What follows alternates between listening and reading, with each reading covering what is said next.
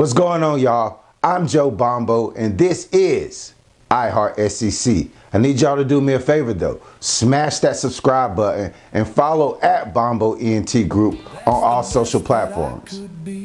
Now let's get it. iHeartSEC. I'm your host, Joe Bombo. Make sure you follow us on all social media platforms at Bombo ENT Group. Make sure you hit the like button, share, subscribe, and let's get into some commentary and dialogue. So hit that comment section up with all your thoughts and all your opinions, whether if you love them or you like what I gotta say. It don't matter as long as we keep the dialogue going. See, there's a lot of things that's on my mind, to be honest, as I've sat down and I've dove into some of the off-season notes and got prepared for this upcoming football season. And we're just less than 2 weeks out from week 0. We officially get some football going here right around the corner. And the most relevant saying or meme clip that I can think about is when Aaron Rodgers says, R-E-L-A-X. Relax. 5 letters here, just for everybody out there in Packerland and yourself today. R-E-L-A-X. Relax. And the relevance goes further than just him saying that at the beginning of the season. You know, when there's tons of speculation talk, fans, media setting predetermined expectations on their teams, like those that were placed on Chuck Manning last year. He's the prodigy. He'll win the Heisman, national champion in his first official snap at quarterback. In a sense, the same things were said regarding another transcendent athlete, yes, that being LeBron James. Now, some would say, oh Lord, now we're comparing Arch to LeBron James. How is that any different? Well, both can be true, but hear me out. Or better yet, this is what Steve Sarkisian had to say regarding that matter. 99% of the people in his shoes at his age going through what he went through last year, I think could have destroyed him, could have melted him. And he didn't. I think he got stronger. I think he got better for it. But how do you know? You don't know until you go through it. And I think him going through it all and getting on the other side of it and becoming, like I said, the player that he became and the way he ended the season, and you look at his numbers were tremendous, to the type of leader he is, to the way that he represents our university, the way he represents his family. I think that you have to go through it. You don't know, because there's no manual for going through stuff like that. I mean, he was the most decorated college football player that had never played a game of all time. I mean, it was LeBron-ish, you know, to some degree. Yeah. But this is the thing. Yes, plenty was expected from Chuck. And like I said, I need to see it. That's always been my pushback regarding the glazing over this new Manning hitting the college football scene. See, they say a fool will soon part from his riches. And in this broadcasting sphere, your riches are your words, your opinions, the statements you make, and you're willing to fall on that sword for. And when you use your voice carelessly and don't have the necessary information to make that assumption, your opinion becomes void, invalid, irrelevant in my eyes. And there were a lot of opinions that were tarnished last season by jumping the gun. And they lifted Arch on this LeBron-like pedestal before he even had a chance to cut his teeth within the SEC. So he was kicked down, of course. He went through his growing pains, progressed throughout the year, got better weapons to support him and his ability this offseason. So I'm hoping those that spoke irrationally have learned to relax. And It reminds me of this scene from American Gangster. Success. It's got enemies, right? Lots of enemies. So your success took a shot at you. What are you gonna do now? How are you gonna kill it? You gonna become unsuccessful? Frank, we can be successful and have enemies, right? We can be unsuccessful too. We can have friends. That's a choice we make. Success took a shot at Texas. They didn't meet expectations. Now, how do they respond? That's the question, because even if they lose to Ohio State, we just need to relax. I don't expect them to lose that game, but this is a gauntlet in front of them, and there'll be more than enough games in front of them for them possibly to make that championship run. I'm Joe Bombo. This is iHeartSEC. Make sure you hit the like button, subscribe, and leave your comments on this dialogue. Wake up, wake up, wake up, wake up, wake up, wake up out of your sleep, wake up out of your sleep, wake up, I command you in the name of Jesus, wake up out of your sleep, wake up out of your sleep. The Lord told me to tell you, wake up, wake up, wake up, wake up, wake up, wake up. This is Chad Scott from GridironNow.com, and you're listening to iHeart SEC. There's been an ongoing conversation regarding playoff expansion. 16, 24, Big Ten won the ladder. SEC won 16. Notre Dame won an automatic bid. Everyone feeling more creates more opportunity, more media dollars, giving this whole March Madness feel. But we all know college football, it's a bit different from March Madness. Let's be quite honest. It's a physical game. And the teams with the biggest, strongest, fastest, prevail in the end. That's why we watch. There was a documentary dropped last year called Any Given Saturday within the conference. Anything could happen with competition. But what happens when the competition is compromised by self-preservation? Because you're also talking about how you've got to get your roster deep enough to be able to get through the crucible of a playing season. And, at some point, maybe you might rest starters in SEC regular season games knowing, okay, if there's 24 getting in the tournament, I'm one of them. I need to make sure this kid's ready for December and January, right? So what's the right number, do you think? Well, I think that's the tricky thing. Like right now at 12, I don't think that that's a reality because you still want to play for a conference championship. Mm-hmm. And you're still trying to get that first round bye, right? Right.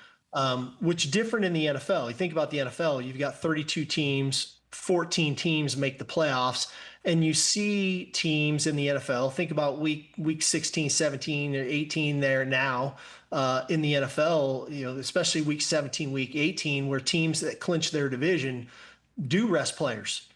Because they do know that they have that bye or they can't move their slot in the playoffs. And so, let's rest a Josh Allen or a Pat Mahomes or whomever, Jamar Chases, all the great ones. I don't think we're there yet in college football because the way the 12-team playoff is structured. If that time comes when we get to 24 or 16 or 24, whatever that looks like, I do think that may become a reality because, again, we've got a responsibility to our universities to try to compete for championships, and is that what we want in college athletics? Is that what we're looking for? And I think that's where I credit Greg Sankey with the SEC, that he somewhat pushed pause on expansion to say, hey, let's make sure we're looking at all of the unintended consequences of expansion of the playoffs. And what does that look like? And what does that look for our fan bases for a home game that they may come to against a potential rival and teams are sitting starters? What does that look like? What does it look like not having conference championship games anymore for college football. That's different than the NFL. We're not the NFL, at least not yet. That's right. What does that look like? We all know rivalry week has been traditionally the last week of college football season. What does that look like? Let's take, for example, Florida State with Jordan Travis at quarterback, injured in the last weeks of the season, when Florida State had a chance at a college football position locked up in the playoffs. Him playing those few games at the end cost them a playoff berth. Does he now sit out in this new structure that we're speaking of? In a conference where the slogan is, it just means more. Do rivalry games all of a sudden not mean as much? Do we move rivalry games up to earlier in the season to dodge the possibility of sitting players? Yeah, because everyone wants inclusion, right? But inclusion could mean exclusion of the fan experience. So let's RELAX.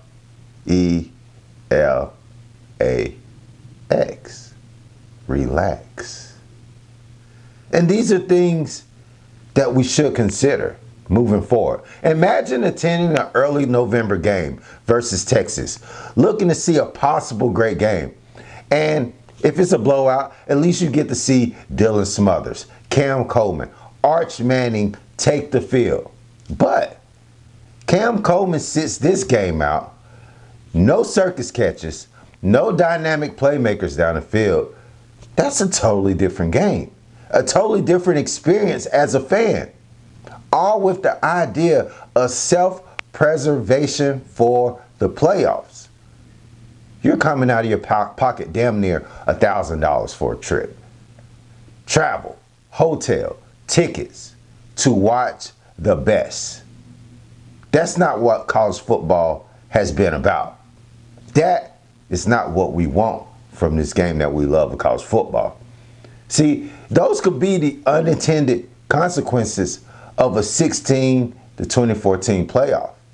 Definitely a 2014 playoff, which Tony Petitti is pushing for. The former television executive, Tony Petitti. Television dollars go up. Each conference gets a bigger split, while your college football Saturday experience gets watered down. We go to 24 teams. Next, we're giving out participation trophies to the final 8 teams. Why not SEC landscape? There has been a lot of turnover. I'm not saying anything that's not obvious. 36% of the league will have new head coaches. Vanderbilt, Alabama, Tennessee, Mississippi State, Missouri all have first-year quarterbacks. That's 50% remaining teams within the league that aren't starting some sort of new, which leaves 5 teams remaining. Now, how about the teams who are revamping or changing offensive coordinators that creates an uncertainty in their offensive identity? Not all systems will hit the ground running smoothly. Possibly growing pains for those teams. Maybe to the upside, but that's yet to be determined if we're going to be quite honest. More players might be needed to be recruited to fit the new vision of what that coordinator has in mind. That doesn't come with season 1, regardless if they've been on the staff or not. So let's look into that.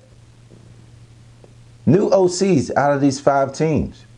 That would eliminate South Carolina and Texas A&M. Those teams have sustained coaches over multiple years, and they sustained a leadership at the quarterback position over multiple years, but yet to get consistent offensive schemes. So that leaves 3. Oklahoma has the same coach, same offensive system, same offensive coordinator, going into his second year with the same quarterback for 3 years. That's continuity. Georgia, same coach for forever. Same OC and same quarterback the last 3 years. Doesn't get more consistent than that Kirby Smart defense and that Kirby Smart program that we've seen have so much success. Texas, same coach entering in year 6. Same OC. That being the head coach in Sarkisian. And now you have Arch entering his 3rd year in the system. See, when I look at the SEC odds, I see Georgia, Texas, Bama, LSU, Ole Miss, Oklahoma. You see where I'm going with this one? Georgia, Oklahoma, and Texas should have significantly shorter learning curves this upcoming season. They aren't spending August installing an entirely new identity or teaching a new starting quarterback how to operate their offense. Stockton is back at Georgia. Mateer is back at Oklahoma. Manning is back at Texas. Recent reporting specifically points to Stockton's continuity at Georgia. Mateer's return after his college football appearance in that season that they had last year, and Manning's increased confidence in leadership entering year 2 as the Texas starter. This matters because when everybody else is asking how quickly can they figure it out, these 3 can ask how much better can we get at what we're already doing. It should put more pressure on these 3, not less. Let's understand that. And this might actually be the best angle. If Georgia, Oklahoma, or Texas struggle offensively, continuity can't really be the excuse. Georgia has Smart plus Bobo and Stockton. Oklahoma has Venables, Arbuckle, and Mateer. Texas has their dynamic duo of Sarkisian and Manning. There is established terminology, established relationships, and a returning quarterback at all 3 of those programs. Oklahoma especially has an intriguing redemption angle. Mateer's 2025 was disrupted by a broken throwing hand thumb. Let's say it was the thumb. Broken thumb. Yet the Sooners still made the college football playoffs. So let's frame them as the SEC no excuse 3. Texas, Georgia, and Oklahoma. Georgia might have the cleanest continuity argument out of all those 3 though. Kirby Smart entering year 11. Mike Bobo remains the OC and Gunnar Stockton returns. More proven, more of a grasp of that offense. The major question isn't who's running the offense, it's whether Georgia can replace the production it lost at receivers. It's fundamentally different than a problem that you have breaking in a coach, a coordinator, or a quarterback. Texas is fascinating though, because continuity now becomes a referendum. Yes, you have a couple new weapons that they're introducing to their offensive system, but you still have Sark and Arch Manning, who's supposed to be one of the defining combinations in 2025. Texas didn't make the college football playoffs. Now Manning is back. Sarkisian is back. So 2026 becomes, you've had the hype. You've had the growing pains. You had the experience. Well, you have the experience. Now what? Success took a shot at you. You didn't respond right. How do you respond this season? That's a beautiful Texas storyline, if I ever heard of one. Oklahoma. may actually be the sleeper, though. They went 10-2, reached the college football playoffs, despite Mateer's injury issues, despite the lack of run game. And now Mateer gets another season with Arbuckle within the SEC with that Venables defense that you believe will only get stronger. See, Venables had publicly said he expects a much improved Mateer and believes the offense around him will be better with those weapons at Hayden Hansen, Parker Livingston, and Isaiah Satania getting another year within that system, this being his second year from Arkansas. That's the team I circled as the sneaky getaway, takeaway team in this upcoming SEC season. But there seems to be more doubt than there is belief within the Sooners. And here's the larger SEC storyline. 81% of the conference doesn't meet the continuity standards that we've just spoken of. Only 3 of 16, 18.75%, survived that continuity test. That tells you how much transition there is across the SEC entering into 2026. In a conference defined by change, only 3 SEC contenders have that holy trinity of offensive continuity, returning head coach, returning quarterback, and a returning offensive coordinator. So then, the question should become, if continuity matters in college football, we should only be talking Georgia, Oklahoma, and Texas. So, all of Alabama, LSU, and Ole Miss love, I respect it and I get it. But let's just RELAX. Say it with me. Make sure you leave your comments, hit the like button, subscribe, and let's see what do you feel about that holy trinity being the 3 teams that we should really be having a conversation about. And honestly, when we look at this SEC schedule and how it went to 9 games, I wouldn't be surprised if the SEC doesn't get as many teams as we usually does in the college football playoffs. But the next couple weeks, we'll kick off, and all that will be determined. And since we're on the subject of relax, Jaden Daniels, number 5. Your legacy means more than a number, brother. So just relax. I'm Joe Bombo, and this is I Heart SEC. Until next time.